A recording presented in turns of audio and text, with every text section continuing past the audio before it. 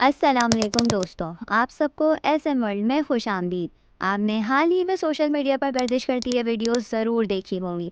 कौन है ये शख्स और क्यों ये आजकल सोशल मीडिया पर गर्दिश करता नज़र आ रहा है, आइए जानते हैं। रॉनी कोलमैन, जिसे अक्सर द किंग के नाम से जाना जाता है, दुनिया के सबसे बड़े और मशहूर बॉडी बिल्डर्स में से एक हैं। उनकी पैदाइश 13 मई 1964 को मिनरोल, लुइसियाना में हुई। रॉनी ने अपनी ज़िंदगी में बॉडी बिल्डिंग करियर की राहों को ऐसे चुना कि जिसने उन्हें न सिर्फ बॉडी बिल्डिंग का राजा बना दिया, बल्कि उनकी लेगेसी भी दुनिया भर में अमर कर दी। लेकिन ये सफ़र इतना भी आसान नहीं था। रॉनी ने ग्रेमलिन स्टेट यूनिवर्सिटी से अकाउंटिंग में बीएससी किया और अपने कॉलेज डेज में फुटबॉल खेला। उनका ताल्लुक मिडिल लाइन बैकर के रूप में ग्रेमलिन स्टेट टाइगर्स से था। मिडिल लाइन बैकर टीम का वो प्लेयर होता है जो डिफेंस के सेंटर पोजीशन पर खेलता है। इसका काम होता है ओपोनेंट टीम के रनिंग प्लेयर्स को रोकना और पासिंग प्लेयर्स को भी डिफेंड करना।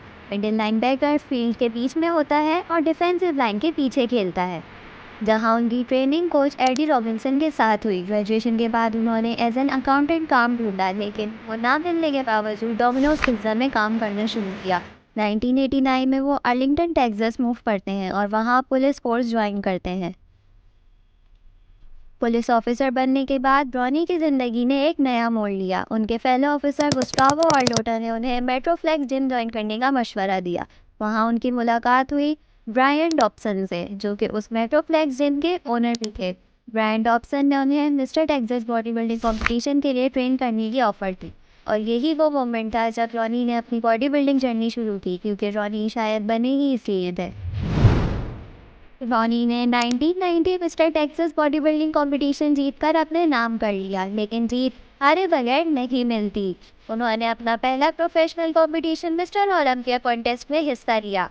1992 मिस्टर ओलंपिया कॉन्टेस्ट में उनका कोई रैंक नहीं आया और 1994 में 15 पोजीशन मिली। 1995 में 10 पोजीशन, 1996 में 6 पोजीशन और 1997 में 9 पोजीशन हासिल की।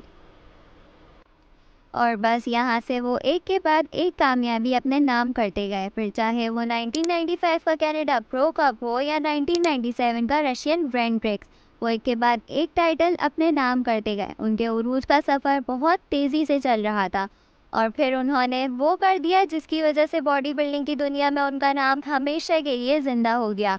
उन्होंने 1998 से 2005 तक के 8 कॉन्जिक्यूटिव मिस्टर ओलंपिया टाइटल जीत कर ली हैने के रिकॉर्ड को बराबर कर दिया। As the most successful Mr Olympia in history 2001, he becomes the first man to win both Arnold Classic and the Mr. Olympia titles the same year।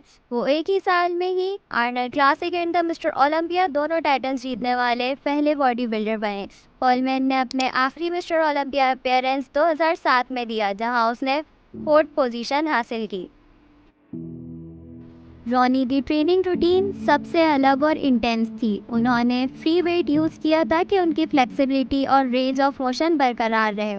उनकी training videos the unbelievable, the cost of reduction और on the road ने नए wait lifters को काफ़ी मदद की, और उनके टिप्स और वार्निंग्स से उन्होंने फिटनेस कम्युनिटी को गाइड किया। कहते हैं ना कि हर उरूज को सवाल है। रॉनी कोलमैन की लाइफ भी कुछ इसी तरह थी। उन्हें उरूज मिला तो ऐसा जो बॉडी बिल्डिंग की दुनिया में किसी को ना मिल सका, लेकिन अब ये सवाल का वक्त था। कोलमैन ने अपने करियर के दौरान, जब वो पावर लिफ्टर और बॉडी बिल्डर के तौर पर compete कर रहे थे, एक्सट्रीम वेट्स का इस्तेमाल किया, जैसे कि 800 एलबीज के स्क्वाट्स और डेड लिफ्ट। इसका उनकी बॉडी पर बुरा असर हुआ और 2007 के बाद से उन्हें कई सर्जरीज का सामना करना पड़ा। इन सर्जरीज में 2 हिप रिप्लेसमेंट शामिल हैं।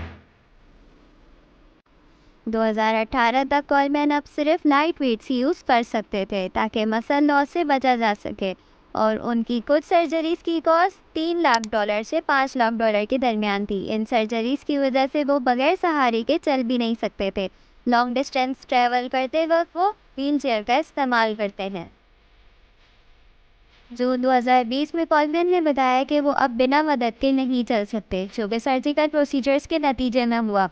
उन्होंने कहा कि शायद वो कभी भी फिर से चल ना सके, और अपनी प्रॉब्लम्स का इल्ज़ाम क्वेश्चनेबल सर्जरीज पर लगाया।